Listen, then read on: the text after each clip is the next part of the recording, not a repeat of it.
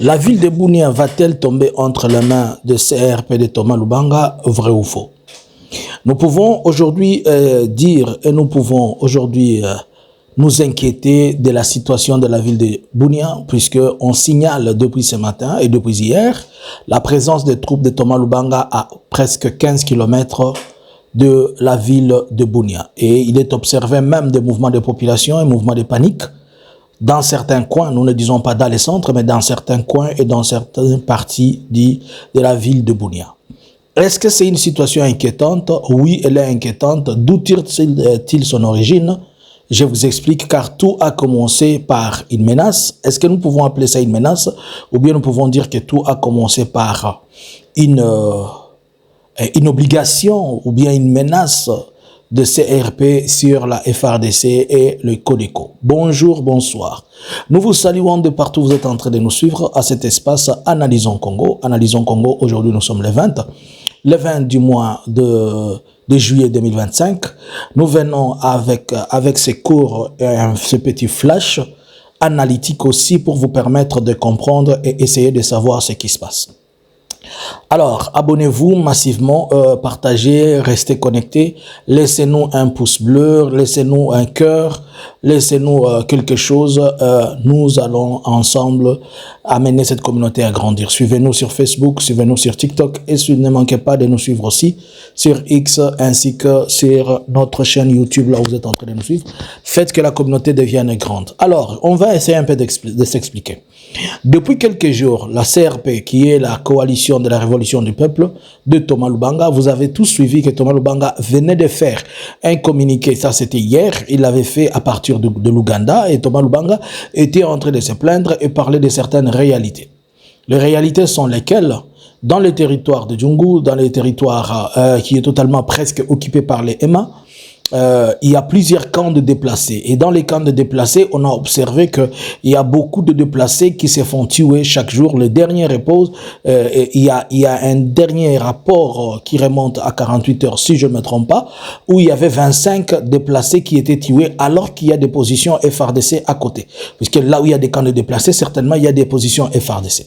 Mais le problème vient du fait que le CRP a alerté de son côté, disant que la FRDC, elle est en train de coaliser avec le Codeco. C'est-à-dire, beaucoup de miliciens de Codeco sont entrés dans la FRDC. La fois passée, je vous avais même fait passer une vidéo, courte vidéo, où certains miliciens s'appelaient les miliciens de Félix, et s'appelaient les miliciens de Luboya et tout ça. Alors, tous ces miliciens-là, on les classe dans le domaine, on dit que ce sont des miliciens de Codeco. Ainsi donc, la CRP a demandé à ce que la FRDC se retire de certaines positions ou laisse certaines positions et que ces positions-là étaient des positions considérées occupées par plusieurs camps de déplacés. Nous allons par exemple prendre l'exemple des 4 positions qui ont été abandonnées par la FRDC, à savoir la position de Mabanga Guélé, qui est située à environ 40 km au nord de Bunia. Les FRDC ont quitté cette position-là. Nous avons la position qu'on appelle communément la barrière Inga. Elle est aussi, elle est dans les périphéries de la ville de Bunia. On parle de la région, on parle aussi de la région minière, où là où on exploite de l'or. Et en 4e position, on parle de la position de l'OPA, là où il y a aussi des positions FRDC. À retenir et à comprendre que toutes ces positions dont la FRDC a laissé, ces positions-là ont supposé que ces positions, la FRDC avait avec lui des Codeco qui étaient à côté. Et comme ça, on les a demandé de quitter et avec le Codeco, ils étaient en train d'entretenir le massacre, si on peut dire comme ça, que la FRDC favorisait ces massacres-là avec le Codeco face à d'autres déplacés. Alors c'est ainsi que il y a 48 heures, Thomas Lubanga a fait une coalition avec certains groupes armés, notamment il a fait une coalition avec 2 groupes armés qui sont essentiellement les groupes armés reconnus dans le coin, qu'on appelle communément les Zaïre ainsi que le MAPI. Ils ont intégré Thomas Lubanga, disant qu'ils combattent la même cause. Là, ça m'inquiète un peu puisque le MAPI ainsi que les Zaïre font partie de ce qu'on appelle communément le G5. Le G5 qui s'était retiré des ROD. Vous vous rappelez, quand j'étais en train de vous parler des ROD, ils se sont retirés des ROD pour dire que comment peuvent-ils s'asseoir en train de parler de paix alors qu'on est en train de tuer les leurs. Et là, ça devient trop inquiétant, puisqu'il y a maintenant le même conflit entre Emma et Lendu est en train de revenir à la pompe. Et voilà que ceux qui s'étaient retournés, c'est ceux qui étaient sortis, ils étaient presque considérés comme les Emma. Et ceux qui sont aujourd'hui menacés, ils sont considérés comme les Emma. Et les Lendu sont quelque part appuyés par le gouvernement. C'est ce qu'on peut dire, c'est ce qui se fait ressentir. Alors, Thomas Lubanga ayant fait cette coalition avec eux, est-ce que cela est inquiétant? Trop inquiétant. Aujourd'hui, le matin, dans la journée d'aujourd'hui, nous sommes aujourd'hui le 20, la FARDC a mené une patrouille de combat avec des hélicoptères. Et là, il y a des hélicoptères de la FARDC, je pense les MI-24 ou 21 qui sont partis faire des patrouilles de combat pour essayer de neutraliser, et pas de neutraliser, mais de calmer autant peu la situation et observer ce qui se passe. Alors, c'est ainsi qu'à ce moment, nous pouvons dire que la situation des mers tendue est inquiétante dans la cité, pas la cité, mais plutôt dans la ville de Bunia à cause de ça. On nous signale aussi qu'il y a des mouvements de panique de la population. Les gens sont en train de se déplacer pour s'amener dans la ville de Bunia. Ils quittent certains quartiers pour aller dans d'autres quartiers. Mais toute la question qu'il faut se poser, est-ce que l'Ouganda est derrière ça? Point d'interrogation.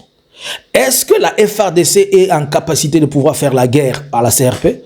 Tout porte à croire que si les CRP avancent, la FARDC n'a pas la capacité de pouvoir les stopper s'ils ne sont pas appuyés par l'Ouganda.